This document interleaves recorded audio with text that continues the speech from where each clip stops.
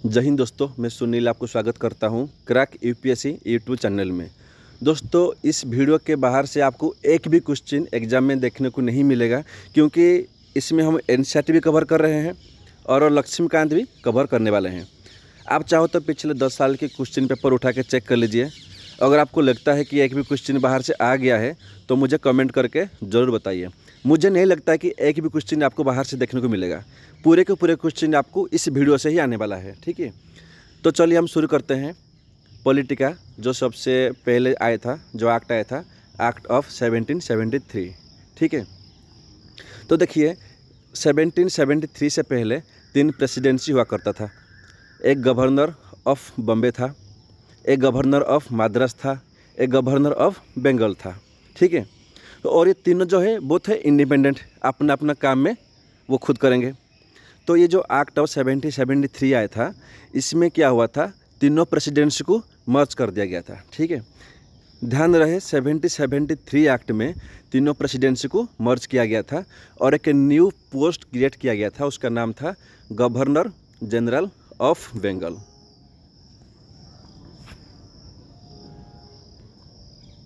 ठीक है। तो हमारा जो पहला गवर्नर जनरल ऑफ बंगाल थे वो थे हमारा लॉर्ड वारेन हेस्टिंग्स थे, ठीक है। सेकंड पॉइंट पे आ जाओ। एक सुप्रीम कोर्ट इस्टेब्लिश किया गया, वो किया गया था कलकत्ता में। ध्यान रहे, अगर आपको पूछता है कौन सा एक्ट में सुप्रीम कोर्ट बनाया गया था, वो था एक्ट ऑफ 1773। अगर पूछता है कौन सा ईयर में बना था, वो था 1774, ठीक है।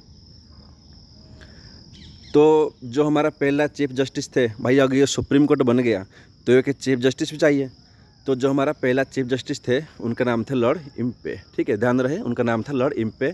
और उनको असिस्ट करने के लिए, मैं यहाँ पे लिखा नहीं हूँ, 3 जजेस भी थे, ठीक है। उनको असिस्ट करने के लिए 3 जजेस भी थे। फिर एक एग्जीक्यूटिव काउंसिल भी बनाया गया था।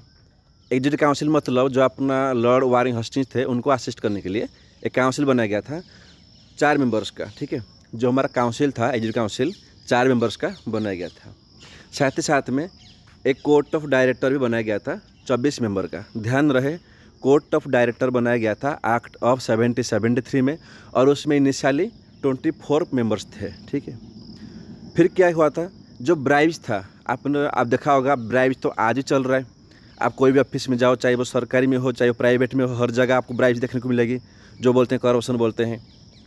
अभी करप्शन इंडेक्स में इंडिया का रैंक कितना है, 86 है वर्ल्ड में, ठीक है। सोचिए, तो उस टाइम पे भी ये ब्राइब्स था। तो ब्रिटिश गवर्नमेंट ने जो ब्राइब्स था, मतलब इंडियन से जो ब्राइब्स ले काम करना, इन्होंने इसको भी बंद कर दिया गया था, ठीक है। तो देखिए, और एक क्वेश्चन है जो आपको लक्ष्मीकांत भी शायद नहीं मिलेगा, लेकिन ये कई बार क्वेश्चन में आ जाता है स्टेट पीएससी में। वो क्वेश्चन है कि भाई जो ब्रिटेन का पीएम कौन था, प्राइम मिनिस्टर कौन था उस टाइम पे जब ये एक्ट इंडिया में आया था? वो थे अपना लॉर्ड नॉर्थब्रुक थे, वो थे अपना प्राइम मिनिस्टर थे उस। तो चलिए, हमारा जो दूसरा एक्ट आया था, एक्ट ऑफ 1781, या तो उसको बोलते हैं एक्ट ऑफ सेटलमेंट, हम उसके बारे में बात करेंगे। तो देखिए, जो हमारा जो एक्ट है उसी में उसका आंसर छुपा हुआ है। सारे बंदों को ये पता नहीं रहता है, सारे वो सोचते हैं कि हाँ एक्ट ऑफ सेटलमेंट आया था 1781 में, और काफ़ी बच्चों को पता भी नहीं रहता है ये होता है क्या है सेटलमेंट, ठीक है। देखिए, ये क्या है ना, आपको मैंने बताया था कि 1773 जो पिछले एक्ट में हमारा सुप्रीम कोर्ट बनाया गया था, इसका मतलब उससे पहले तो था ही नहीं सुप्रीम कोर्ट, ठीक है। उससे पहले तो था ही नहीं। तो जो जुडिशरी वाला काम है वो कौन देखता था? वो सारा देखता था जो अपना गवर्नर या तो गवर्नर जनरल देखता था, ठीक है। तो फिर क्या हुआ ना, जैसे अपना 1773 में सुप्रीम कोर्ट बनाया गया। अभी लॉर्ड इम्पे जी आगे, आज है चीफ जस्टिस ऑफ इंडिया, उस टाइम पे थे। तो क्या है ना, फिर उन दोनों में कॉन्फ्लिक्ट हो गया, जो अपना गवर्नर जनरल थे और ये जो अपना चीफ जस्टिस था, दोनों में कॉन्फ्लिक्ट हो गया कि भाई जुडिशरी कौन देखेगा, ठीक है। तो उससे पहले क्या हुआ था भाई, जैसे सुप्रीम कोर्ट था नहीं, उससे पहले तो ये जाहिर सी बात है जो अपना गवर्नर होगा वही देखता होगा। लेकिन अभी जब सुप्रीम कोर्ट बन गया है 1774 में, तो जुडिशरी कौन देखेगा? सुप्रीम कोर्ट देखेगा। उसमें कोई रोल ही नहीं है गवर्नर जनरल का। तो दोनों में जो कॉन्फ्लिक्ट है उसको दूर करने के लिए एक एक्ट लाया गया था। उस एक्ट का नाम था एक्ट ऑफ 1781, ठीक है। ध्यान रहे, जो जुडिशरी है मतलब इसमें सुप्रीम कोर्ट का जो भी फंक्शन है और एग्जीक्यूटिव काउंसिल का उसमें अलग कर दिया गया था कि भाई जो लॉर्ड इम्पे जी है वो अपना देखेंगे जुडिशरी पार्ट देखेंगे, और जो लॉर्ड हस्टिंग्स थे, वारेन हस्टिंग्स थे, वो देखेंगे जो अपने एग्जीक्यूटिव पार्ट है। तो ध्यान रहे क्वेश्चन पूछता है, राजस्थान पीएससी में पूछ चुका है बार बार, डबल पीएससी में पूछ चुका है जो वेस्ट बंगाल का, ओडिशा का पीएससी में पूछ चुका है 2011 में कि जुडिशरी कौन से एक्ट में जुडिशरी को सेपरेट किया गया था एग्जीक्यूटिव से। ठीक है, ध्यान रहे ये वो था एक्ट ऑफ 1781। फिर उसके बाद में आ जाता है पिट्स इंडिया एक्ट 1784। ठीक है, सबसे पहले ये ध्यान में रख लीजिए, जो पीट था ना, जो हमारा नाम है, जो पीट है, वो उस टाइम पे ब्रिटिश का प्राइम मिनिस्टर थे और उनका नाम पे ही ये एक्ट आ गया था, पिट्स इंडिया एक्ट 1784। ठीक है, तो हमने देखा था कि 1773 में कोर्ट ऑफ डायरेक्टर इस्टेब्लिश हुआ था 24 मेंबर्स का। ठीक है ना, 24 मेंबर थे कोर्ट ऑफ डायरेक्टर में। तो ये जो पिट्स इंडिया एक्ट है उसमें एक न्यू बॉडी क्रिएट किया गया जिसका नाम था बोर्ड ऑफ कंट्रोल, और वो था 6 मेंबर का। ठीक है, कोर्ट ऑफ डायरेक्टर था 24 मेंबर का और जो बोर्ड ऑफ कंट्रोल है वो था सिर्फ 6 मेंबर का। तो यहाँ पे क्या 2 बॉडी बन गया और इसको बोलते हैं ड्यूअल गवर्नमेंट। ठीक है, ध्यान रहे इसको ही बोलते हैं ड्यूअल गवर्नमेंट। पूछता है कि ड्यूअल गवर्नमेंट कौन सा एक्ट में आया था, ये हुआ था 1784 में आया था, और ये जो बॉडी है ये बना था लंदन में, इंडिया में नहीं, ये बना था लंदन में। ठीक है, तो हमने चर्चा किया था जो हमारा 1773 में उसमें एग्जीक्यूटिव काउंसिल को असिस्ट करने के लिए 4 मेंबर का एक बॉडी था। ठीक है, अभी इस एक्ट में क्या हुआ, 1 मेंबर को कम कर दिया गया। इसका मतलब जो हमारा गवर्नर जनरल है वो तो रहेंगे और साथ में सिर्फ 3 ही आदमी रहेंगे उनको असिस्ट करने के लिए, तो 1+ हमारा 3 थे। ठीक है, तो जो कोर्ट ऑफ डायरेक्टर है जो हमारा 1773 में बनाया गया था, उनका काम है वो सिर्फ पॉलिटिकल अफेयर्स को देखेंगे। ठीक है, और बाकी जो कमर्शियल एक्टर, जो भी कमर्शियल फैक्टर्स है, चाहे वो मिलिट्री फैक्टर्स है, वो कौन देखेगा, वो देखेगा बोर्ड ऑफ कंट्रोल। और सबसे मेन बात है, ये भी क्वेश्चन में पूछता है कि कौन से एक्ट में ब्रिटिश ने अपने आप को डिक्लेयर किया था कि ब्रिटिश टेरिटरी कौन से किया था, तो यही था ब्रिटिश टेरिटरी ऑफ इंडिया, ये था एक्ट ऑफ 1784। ठीक है, तो इसमें थोड़ा प्रिंटिंग मिस्टेक हो गया है, first time British territory are called British possession, यहाँ पर होगा ब्रिटिश पोजेशन, आप देख लीजिए लिखा होगा तो ब्रिटिश पोजेशन ऑफ इंडिया। इसका मतलब ब्रिटिश ने जो भी एक्वायर किया है उनको वो लीगली अपने नाम पे ले चुके थे। तो चलिए, इसके बाद में हमारा जो एक्ट आया था वो आया था charter act of 1813। Charter act of 1813। इस एक्ट में क्या हुआ था, देखिए कंपनी जब इंडिया में आया था ना, 1600 में आया था कंपनी, इंग्लिश जो ईस्ट कंपनी आया था, उनको सिर्फ 15 साल के लिए मोनोपोली मिला था कि 15 साल ये लोग ट्रेड करेंगे। ध्यान रखिए क्वेश्चन पूछता है कि सिर्फ 15 साल ये लोग ट्रेड करेंगे। हालांकि इनका कंपनी का जो परफॉर्मेंस है वो अच्छा रहा, इसलिए वो आगे चलते गए, लेकिन पहली बार जो उनको मिला था मोनोपोली वो मिला था सिर्फ 15 साल के लिए। अभी यहाँ पे क्या गया था कि जो कंपनी का जो भी मतलब मोनोपोली था वो सारा थोड़ा कम कर दिया गया। इसका मतलब वो सारे सब कुछ ट्रेड करेंगे लेकिन टी का नहीं करेंगे, जो अपना टी है वो टी पे नहीं करेंगे, अपना कोई भी काम नहीं करेंगे टी के ऊपर, सॉरी, अगर टी के ऊपर व्यापार वो नहीं कर सकते हैं और चाइना के साथ वो ट्रेड भी नहीं कर सकते हैं। ठीक है, ये कब हुआ था, ये हुआ था चार्टर एक्ट ऑफ 1813 में हुआ था। 1 lakh year marked annually for education of Indians, 1 lakh रुपया एनुअली इंडियंस के लिए रखा गया, क्योंकि अगर देखो इंडियन अगर एजुकेशनली वो डेवलप होंगे तो वो कहाँ काम करेंगे, वो ब्रिटिश के साथ काम करेंगे। अगर ब्रिटिश के साथ में जैसे कि उनका काम भी धीरे धीरे बढ़ता था, उनको वर्कर भी चाहिए, एम्प्लॉयर्स भी चाहिए, भाई वो तो ब्रिटिश से नहीं तो लेके आ सकते हैं ना, वो कहाँ से लेंगे, वो इंडिया से लेंगे। अगर इंडिया से उनको चाहिए, इसका मतलब इंडियंस को एजुकेट भी करना पड़ेगा। अगर इंडियन एजुकेटेड नहीं होंगे तो इनका ऑफिस में काम नहीं कर सकते हैं। तो इन्होंने दिमाग लगाया था और ये जो चार्टर एक्ट ऑफ 1813 में वो उन्होंने ये जो रेजोल्यूशन पास किया था कि इंडियंस के लिए 1 लाख एनुअली दिया जाएगा, जो एजुकेटेड बनेंगे और हमारा ऑफिस में हमको हेल्प करेंगे। और क्रिश्चियनरी जो मिशनरी है उसको भी अलो कर दिया था इंडिया में। मतलब पहले तो जो क्रिश्चियन था जो इंडिया में वो लोग नहीं आते थे, अभी 1813 में क्या हुआ था, उनको भी इंडिया में अलाउ कर दिया गया कि तुम अपना जो रिलीजियस है तुम उनको प्रीच कर सकते हो। ठीक है, अभी हमारा जो नेक्स्ट एक्ट आया था चार्टर एक्ट ऑफ 1833 ध्यान रहे हम जो जो एक्ट पढ़ रहे हैं ना, उसको आप सोते समय या तो कोई काम करते हो थोड़ा तो रिवाइज कर लीजिए, नहीं तो आप भूल जाओगे। और देखना हिस्ट्रिकल बैकग्राउंड से हर साल क्वेश्चन आ रहा है और आगे भी आते रहेगा। हमने पहले क्या अपने पढ़ा था, हमने सबसे पहले हमने पढ़ा था एक्ट ऑफ 1773, 1781 उसमें एक ही लाइन है, 1784 उसमें 2-3 पॉइंट है, और 1813 उसमें भी 2-3 पॉइंट है।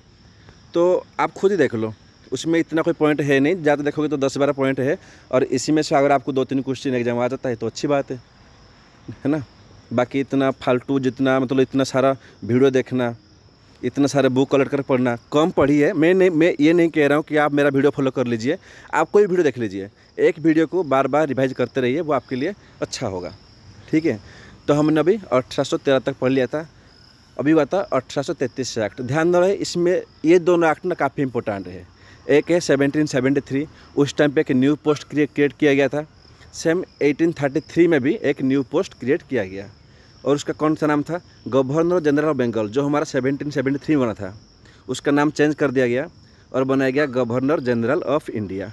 तो जो पहले हमारा गवर्नर जनरल ऑफ इंडिया थे वो थे लॉर्ड बेंटिंग, ठीक है।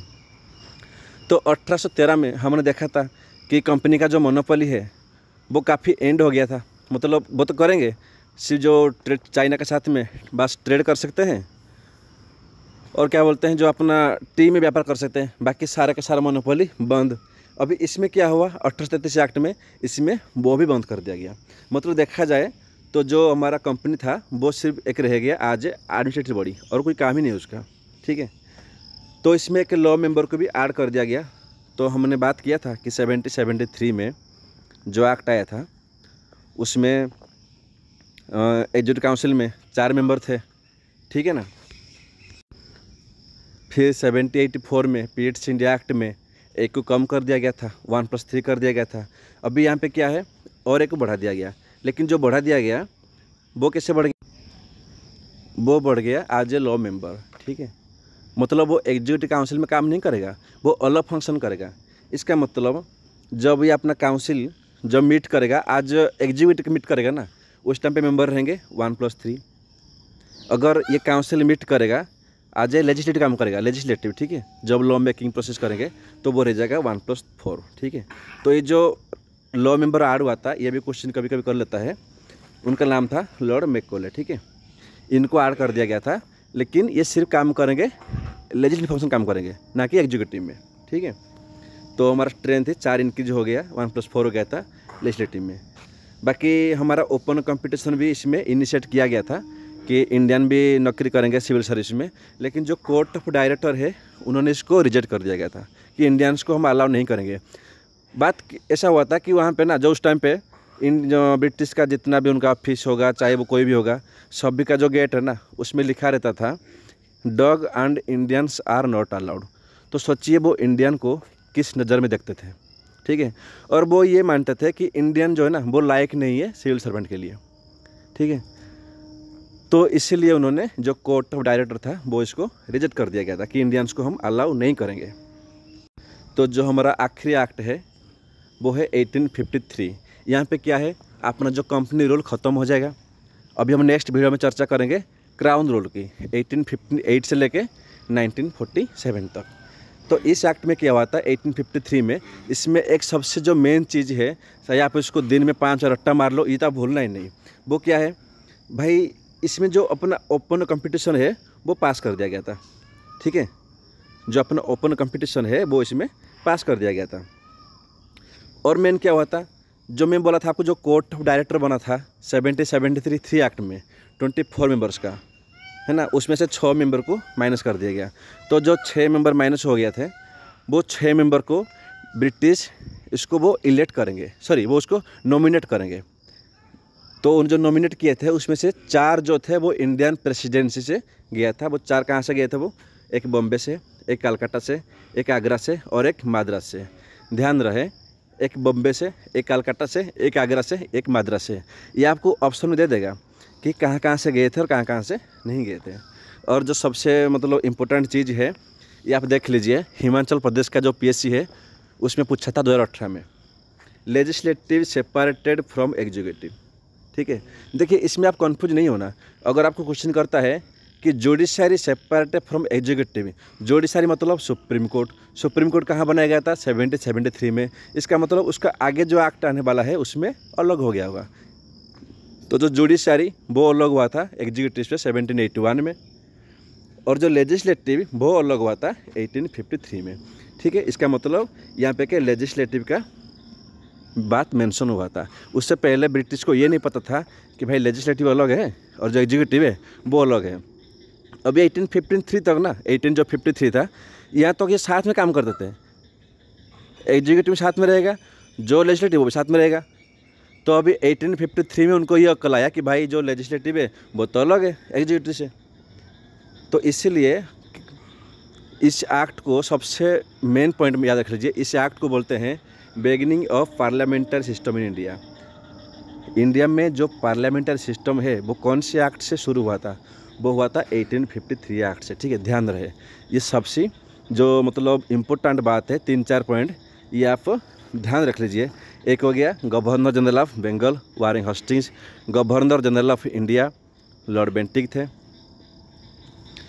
फिर आपको आ जाएगा ये जो judiciary separated from executive 1718 act 81, legislative separated from executive 1853।